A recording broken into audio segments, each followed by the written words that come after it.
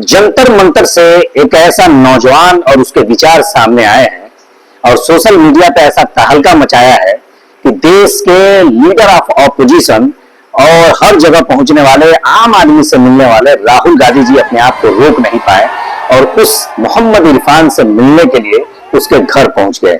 जी हाँ, अब क्या वो चीज थी, वो कौन से ऐसे विचार थे और जंतर मंतर पर कैसे मोहम्मद इरफान ने सबको प्रभावित कर दिया, उसको अगर आपको समझना है तो लंदन टॉप का ये न्यूज देखना होगा, जिसमें वो जंतर मंतर पर आने की व्यथा और एक आम आदमी जो हिंदुस्तान के अंदर रहता है उसे इस देश के संविधान ने क्या अधिकार दिया और नेताओं ने उसके साथ कैसा बर्ताव किया और आज का जो जीवन है वो कैसे जी रहा है, उसको अपने शब्दों में ऐसा बयान किया कि जो सुनने वालों की रूह कांप जाएगी और सुनने वाला अगर जरा सा भी इस देश से मोहब्बत करता होगा तो उसकी आंखें नम जरूर हो जाएंगी। जी हाँ, तो सबसे पहले मैं चाहूंगा कि आप वो इंटरव्यू देखिए जिसमें मोहम्मद इरफान कौन सी ऐसी बातें कह रहा है जिससे राहुल गांधी जी आज उसके घर पहुंच गए, उससे मुलाकात की और राहुल गांधी जी ने बाकायदे मोहम्मद इरफान से कुछ वादे किए इस देश के लोगों को लेकर। पहले मोहम्मद इरफान का ये इंटरव्यू देखिए।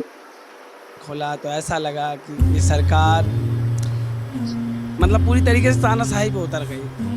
मैं कहता हूँ लोकतंत्र में ना अहंकारी संवाद, संविधान की प्रस्तावना में वर्णित एक एक शब्दों की व्याख्या मोहम्मद इरफान ने कितने शानदार तरीके से की है, सुनिए। पिला दिया, इंदिरा जी ने इनके पिताजी को पिला दिया, महात्मा गांधी को अंग्रेजों ने पिला दिया। सर, तो ये सरकार भी एक संवाद का रास्ता अपना सकती थी और उनके सम्मान, जैसे संविधान की शपथ में ना गरिमा सबका, व्यक्ति की गरिमा, राष्ट्र की एकता और अखंडता को सुनिश्चित कर, तो व्यक्ति की गरिमा नहीं गिरनी चाहिए। सर, व्यक्ति बैठा था 20 दिन से हंगर स्ट्राइक पे इस देश की लाचार शिक्षा व्यवस्था को लेके, और क्या मांग रहा था, ये नहीं कह रहा था 200 गज का लुटियन दिल्ली में कोई प्लाट काट दीजिए, राज्यसभा की सीट दे दीजिए या मोदी मंत्रिमंडल में कोई पद दे दीजिए। वही कह रहा था इस लाचार शिक्षा व्यवस्था को दुरुस्त कीजिए और जिम्मेदारी तय कीजिए, इस्तीफा दीजिए। कोई बड़ी मांग नहीं थी। जिस तरीके से नए नवेले दिल्ली पुलिस कमिश्नर अनुराग कुमार जी आए और उन्होंने एक पुलिसिया डंडे और जूते से एक खूबसूरत लोकतंत्र को कुचलने की जो कोशिश करी, उसके वो बधाई के पात्र है। आज मुंगेम्बो बहुत खुश होगा, उनके दरबार में उनको 100 नंबर मिले। समझ रहे हैं, जब आदमी हताश और निराश हो जाता है ना, तो नीरज की संविधान की प्रस्तावना में वर्णित एक एक शब्दों की व्याख्या मोहम्मद इरफान ने कितने शानदार तरीके से की है, सुनिए। देखते रहे, कारवां गुजर गया, गुबार देखते रहे, नींद भी खुली न थी, आहे धूप डल गई, पाँव भी उठे न सकी, जिंदगी फिसल गई, पात झड़ गए, साग जल गई, चाहत तो निकल सकी न पर उम्र निकल गई। समझिए सर इस दर्द को, इस तड़प को, इस क्या सोच रहा है। नीरज ऐसे नहीं लिख रहे, नीरज को कोई ख्वाब नहीं आया। नीरज सोच रहे कि कितने वक्त आए गए, कुछ अच्छे कुछ बुरे, कुछ लोग मेरे साथ थे, आज मेरे हिस्से में धूल और गुबार आई है। नीरज का कहने का मतलब ये है। तो हमारा कहने का मतलब है कि लोकतंत्र में असहमति रखना कोई अपराध नहीं है। भारतीय संविधान तथा लोकतांत्रिक व्यवस्था में हमें अभिव्यक्ति का मौलिक अधिकार है। ये लोकतंत्र सिमटते जा रहा है। मैं जंतर मंतर पे ऐसे भाग के आया कि जब अभिजीत दीपके ने कहा ना मुझे पीटा और वो रोने लगे, मैं कहा यार मुझे भी पीटना चाहिए। मेरे शरीर की मांसपेशियां मेरी आत्मा से लड़ने लग गई। कैसे खड़े हो, कैसे बैठे हो चुप्पी के अंदर, चलो यार पिटाई खाएंगे दिल्ली पुलिस की। नए नवेले कमिश्नर आए हैं, बड़े जोश में हैं, बहुत बड़ी व्यवस्था और ताकत और धन बल और बड़ी व्यवस्था है उनकी, बड़ा मारेंगे, चलो मार खाएंगे उनकी। ये नहीं है लोकतंत्र का, ये रास्ता नहीं है। लोकतंत्र में संवाद होना चाहिए, कोई आपसे सहमत हो या ना हो, ट्राइबल दोनों के लिए।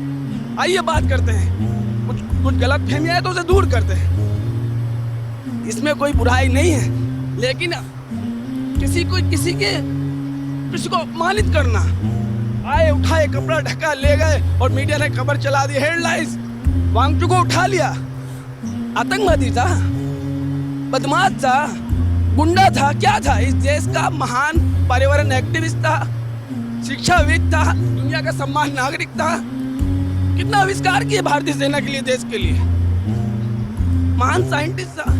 उठा लिया। इस आंदोलन से और तमाम आंदोलन से हमारी आत्मा जुड़ जाती है। सर, हम जनसंघर्ष से पैदा हुए लोग हैं, हमने स्कूल और किताबों का ज्ञान नहीं है हमारे पास। जो बोल रहे हैं वो जीवन से जुड़ा हुआ है। आत्मा रो पड़ी सर, समझ रहे हैं। जब हम उस लाइन को पढ़ते हैं कि पीपल ऑफ इंडिया, हम भारत के लोग भारत को संपन्न, प्रभु, संपन्न, समाजवादी, धर्मनिरपेक्ष, लोकतांत्रिक राज्य बनाने के लिए तथा उसके समस्त नागरिकों को सामाजिक, आर्थिक और राजनीतिक न्याय, विचार, अभिव्यक्ति, विश्वास, धर्म और उपासना की स्वतंत्रता, प्रतिष्ठा और अवसरों की समानता प्राप्त कराने के लिए तथा उन सब में व्यक्ति की गरिमा, राष्ट्र की एकता और अखंडता को सुनिश्चित करने वाली बंधुता को बढ़ाने के लिए दृढ़ संकल्प होकर 26 नवंबर 1949 को अंकित अधिनियम और आत्मसमर्पित करते हैं।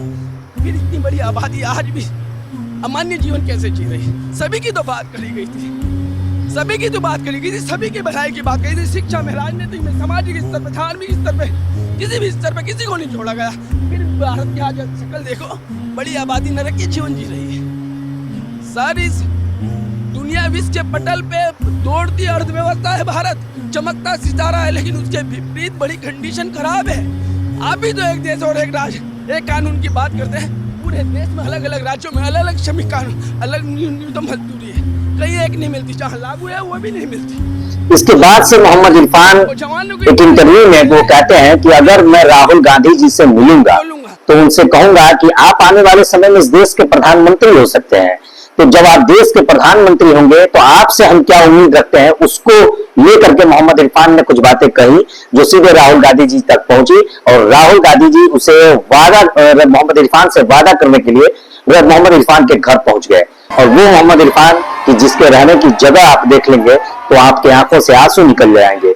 और कैसी पीड़ा लेकर के जंतर मंतर पर सिर्फ जैन जी जो थे और सिर्फ ऐसे लोग जो एलीट क्लास के लोग थे, सिर्फ वही नहीं पहुंचे, बल्कि इस देश के गांव गरीब मजदूर किसान का बेटा भी पहुंच करके अपनी आवाज बुलंद कर रहा था।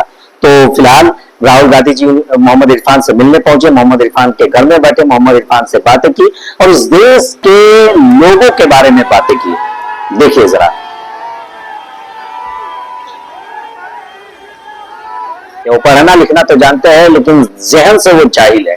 वो इसलिए कि वो उन नौजवानों को भी देखिए जो कहीं ना कहीं किसी को मारने, काटने, माँ बहन की गालियां, ऐसे शब्दों की बात करते हैं, और एक तरफ इरफान जैसे लोग हैं जो देश के संविधान के बारे में, देश के लोगों के बारे में, उनके मौलिक अधिकार के बारे में और तमाम भारतीय उन परंपराओं के बारे में अद्भुत ज्ञान अर्जित करके तब वो कोई शब्दावली का प्रयोग करते हैं।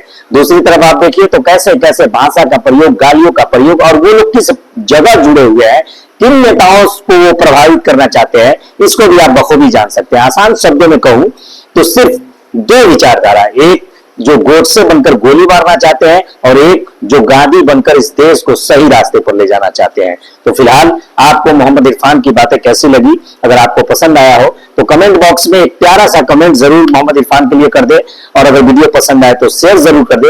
यूट्यूब पे अगर देख रहे हैं तो चैनल को सब्सक्राइब जरूर कर दे। जय हिंद।